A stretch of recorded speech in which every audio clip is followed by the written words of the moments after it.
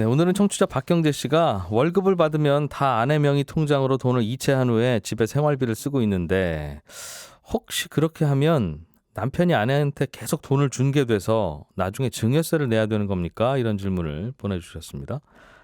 우리나라 세법에는 부부간에는 6억 원까지는 증여세가 면제되기는 하는데 월급 받을 때마다 계속 아내한테 줬다면 그거 다 쌓으면 이 월급 많이 받는 분들은 몇 년만 돼도 또 6억 원 넘는 수도 있으니까요. 그럼 그럴 때는 증여세 내야 되는 거냐 이게 궁금하시다는 건데 결론부터 말씀드리면 생활비는 아무리 많이 이체를 해도 아내분께서 그 돈을 다 쓰기만 하면 한 달에 다 쓰라는 게 아니라 모아놨다가 또 그 다음 달에 또 쓰고 하기만 하면 증여세 걱정은 안 하셔도 됩니다. 부부는 생활을 공동으로 하기 때문에 뭐 남편 생활비, 아내 생활비라는 다른 구분이 없거든요. 그러니까 남편이 번 돈으로 뭐 아내가 생활비를 쓰던 아내가 번 돈으로 남편이 쓰건 관계는 없습니다. 이 과정에서 돈이 뭐 수억 원씩 왔다 갔다 해도 그게 생활비라면 아무 문제는 없습니다.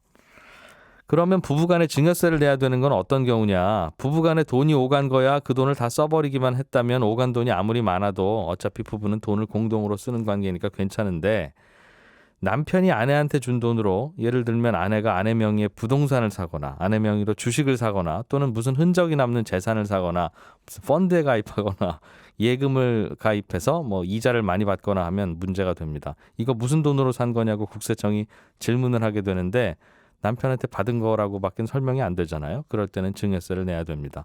그러니까 정리하면 남편이 준 돈을 다 써버리면 그건 괜찮은데 왜냐하면 그건 아내 혼자 썼어도 부부가 공동으로 쓴 걸로 보니까요.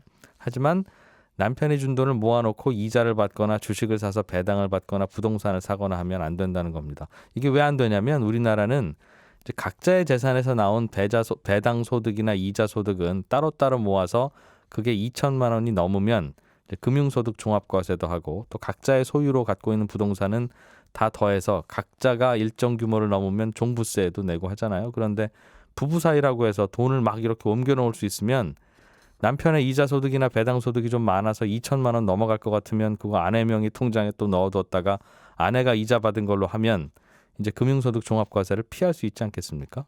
그래서 그걸 막기 위해서 그 부분은 증여세를 부과하도록 하고 있습니다. 그럼 생활비로 주는 돈은 아무리 많아도 괜찮은 거냐 하면 지금 말씀드린 대로 괜찮을 수도 있고 또 안 괜찮을 경우도 있긴 있습니다. 같이 사는 아들, 딸한테 생활비 주고 용돈 주는 건 뭐 그거는 쓰기만 하면 괜찮은데 왜냐하면 같이 사는 가족들은 경제 공동체니까요.